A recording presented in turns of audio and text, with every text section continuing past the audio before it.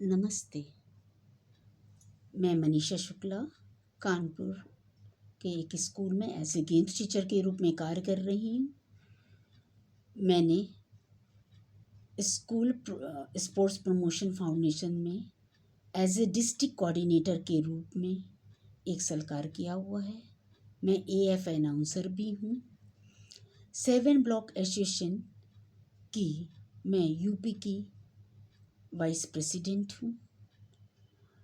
समर्थ नारी समर्थ भारत महिलाओं का एक अखिल भारतीय संगठन है जिसमें मैं यूपी की क्रीड़ा संयोजिका के पद पे कार्य कर रही हूँ। और मैं खेलपथ न्यूज़पेपर को धन्यवाद देती हूँ जिन्होंने मुझे आज ये मौका दिया है। इस विषय पे चर्चा करने के लिए मुझे यहाँ आमंत्रित किया है, उसके लिए खेलपथ न्यूज़पेपर को बहुत बहुत धन्यवाद। टॉपिक बेटियां देश का मान बढ़ा रही हैं, ये है। इस विषय पे मुझे चर्चा करना है। आज अगर देखा जाए तो सच में बेटियां देश का मान बढ़ा रही हैं। 3 ओलंपिक से अब देखिए बेटियां ही पदक लाकर भारत देश का मान पूरे संसार में करा रही हैं। अभी जो ओलंपिक चल रहे हैं उसमें 6 लड़कियां पदक की दौड़ में चल रही हैं, जिसमें से मीराबाई चानू ने टोक्यो ओलंपिक 2020 में पहले दिन के पहले इवेंट में सिल्वर निकालकर देश का नाम पूरे संसार में रोशन किया है। अब आप बात कर लीजिए PV सिंधु की।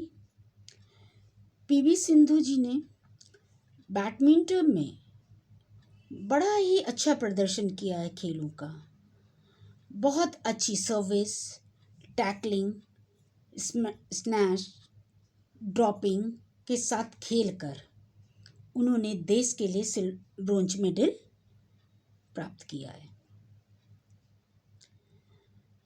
लवलीना ने अभी मेडल नहीं अभी हासिल किया, लेकिन वो मेडल की दौड़ पर चल रही हैं। गर्ल्स की हॉकी की टीम की बात कर लीजिए।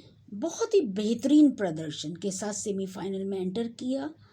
ऑस्ट्रेलिया जो वर्ल्ड रैंकिंग की टॉप टीम है उसको 1-0 से हराकर सुंदर खेल का प्रदर्शन करते हुए, सुंदर स्किल का, सुंदर पासेस का, अपने स्टाइल की भारतीय हॉकी का प्रदर्शन करके बहुत ही शानदार जीत हासिल करी है। और अगर मैं बात करूं दीपिका, जिन्होंने आर्चरी में कोई पदक तो नहीं लिया, लेकिन उन्होंने ये दिखा दिया है कि अगर हम खेल की भावना से खेल को खेलते हैं तो कुछ ऐसा करके दिखाना है जो हमारे देश की लड़कियां, जो हमारे देश की बेटियां हैं, वो एक दिन इससे सीखे, इस गेम से प्रेरणा स्रोत लेकर अपने देश में अपने देश का नाम और भी ऊंचाइयों तक ले जाएं। आपको फेंसिंग के बारे में बता दें। फेंसिंग एक ऐसा गेम है जो अभी इंडिया में बहुत चर्चित नहीं है, लेकिन भवानी देवी ने इस गेम को खेलकर और लड़कियों की प्रेरणा स्रोत बन गई हैं और पहली ऐसी भारतीय महिला हैं जिन्होंने फेंसिंग में भारत को रिप्रेजेंट करके और इतना अच्छा प्रदर्शन कर कर वो, ठीक है अभी वो पदक नहीं जीत पाई, लेकिन ओलंपिक में क्वालिफाइंग ही होना बहुत ही बड़ी बात है। ओलंपिक में अपने आप को पार्टिसिपेट करना, फिर क्वार्टर फाइनल में प्रवेश करना, यही एक बहुत बड़ी बात है। और आज मैं एक बात ये कहना चाहूँगी, जब बेटियां देश के हर क्षेत्र में आगी हैं, चाहे आप बात कर लीजिए गेम्स की, चाहे आप बात कर लीजिए पायलट्स की, साइंटिस्ट की, आज बेटियां किसी क्षेत्र में किसी से कम नहीं है पुरुषों से।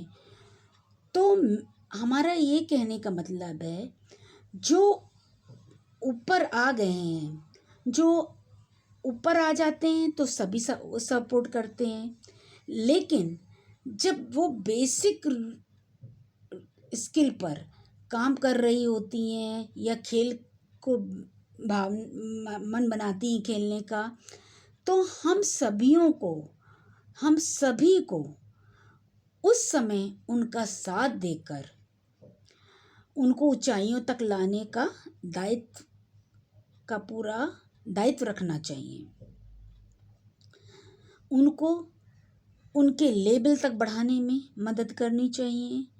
जिस चीज़ की उनके पास कमी है उसका साधन उपलब्ध कराना चाहिए। और आज आप देखिए, वर्ल्ड के अंदर सभी देशों की लड़कियां, बेटियां आकर ना ही अपने देश का नाम बल्कि अपने परिवार का नाम भी रोशन कर रही हैं।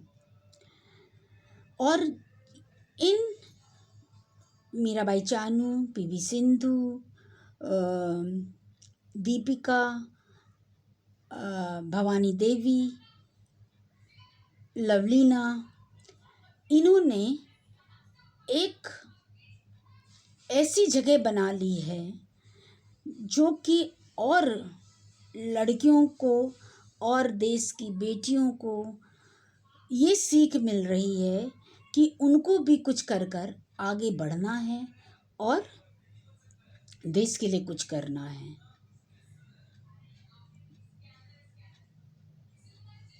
ठीक है, मैरी कॉम ने इस बार मेडल नहीं प्राप्त किया, पर उन्होंने बहुत अच्छा प्रदर्शन किया है। वर्ल्ड चैम्पियन रही हैं। लंदन ओलंपिक में उन्होंने ब्रोंज मेडल लिया था। अब बात करते हैं एज फैक्टर की। तो एज फैक्टर स्पोर्ट्स में बहुत मायने रखता है, लेकिन उन्होंने अपने खेल का इतना अच्छा प्रदर्शन किया है और एक इतनी अच्छी छाप छोड़ी है कि देश की लड़कियों को इस गेम की ओर आगे बढ़ने का प्लेटफॉर्म बना दिया है। भवानी देवी ने भी ऐसे ही करके फेंसिंग में लड़कियों को एक प्लेटफॉर्म दे दिया है कि आप इस गेम को भी आगे ले जाएं और अपने देश का नाम रोशन करें।